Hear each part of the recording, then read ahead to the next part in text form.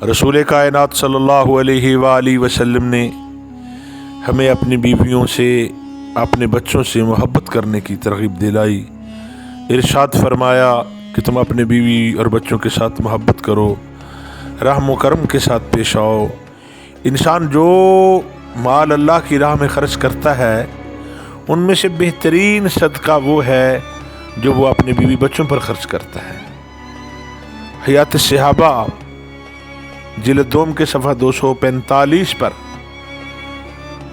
रसूल कौनैन सल्लल्लाहु अलैहि वसल्लम का एक बड़ा ही मुबारक व मुक़द्दस वाक़या है कि हज़रत साद बिन नबी वक़ास रज़ी अल्लाह तआला अन्हु फरमाती कि हिज्जतुल विदा वाले साल में बहुत ज़्यादा बीमार हो गया, यहाँ तक कि मेरे बचने की उम्मीद न रही। रसूल कौनैन सल्लल्लाहु अलैहि वसल्लम ने रहम फरमाया, मेहरबानी फरमाई, बंदा नवाजी फरमाई और रसूल सल्लल्लाहु अलैहि वसल्लम मेरे घर तशरीफ़ लाए मेरी इयादत के लिए। मेरी बीमारी ज़्यादा हो गई थी। जब कमली वाले आका दो आलम सल्लल्लाहु अलैहि वसल्लम तशरीफ़ लाए तो मैंने अर्ज़ की कि अल्लाह के रसूल मैं बहुत ज़्यादा बीमार हो गया हूँ और मैं मालदार आदमी हूँ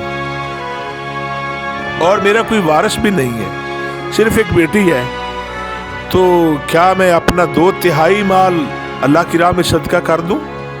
फरमाया नहीं। मैंने कहा आधा माल सदका करूँ? फरमाया बिल्कुल नहीं। अर्ज़ की अल्लाह के रसूल 1/3 माल सदका कर दूँ?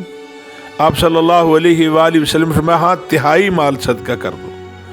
और फरमाया 1/3 भी बहुत है, तुम अपने वो रसा को मालदार छोड़ कर जाओ दुनिया से।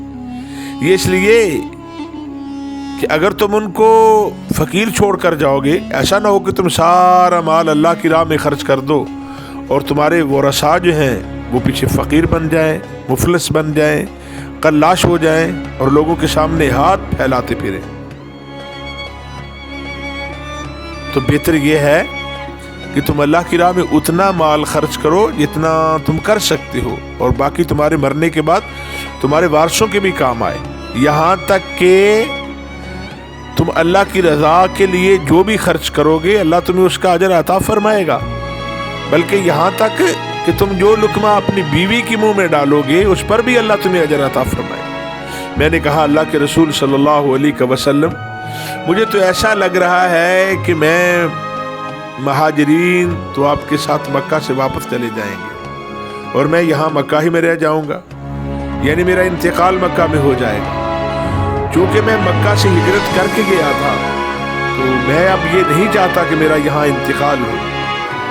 रसूल कौनैन सल्लल्लाहु अलैहि वसल्लम ने फरमाया नहीं, तुम्हारी ज़िंदगी लंबी होगी, यानी तुम्हारा इस मर्ज़ में इंतकाल नहीं होगा और तुम जो भी नेक अमल करोगे इससे तुम्हारा दर्जा भी बुलंद होगा और तुम्हारी इज्जत में भी इजाफा होगा और तुम्हारे ज़रिए से इस्लाम का और मुसलमानों का बहुत फ़ायदा होगा और दूसरों का यानी गैर मुसलमों का नुकसान होगा।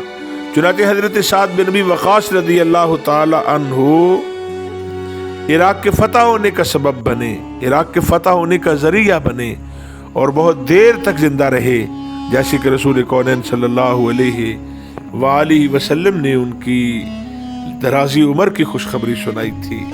लिहाजा अल्लाह के रास्ते में माल खर्च करना ये बहुत बड़ी इबादत है और अल्लाह की राह में गैरों पर खर्च करने से भी बड़ी इबादत जो है, बेहतरीन सदका है, वो अपने बीवी बच्चों पर खर्च करना है। मकदूर भर अपनी औलाद को और अपनी बीवी को खुश रखना चाहिए, उन पर खर्च करना चाहिए। अल्लाह में इसकी तौफीक अता फरमाए। आमीन।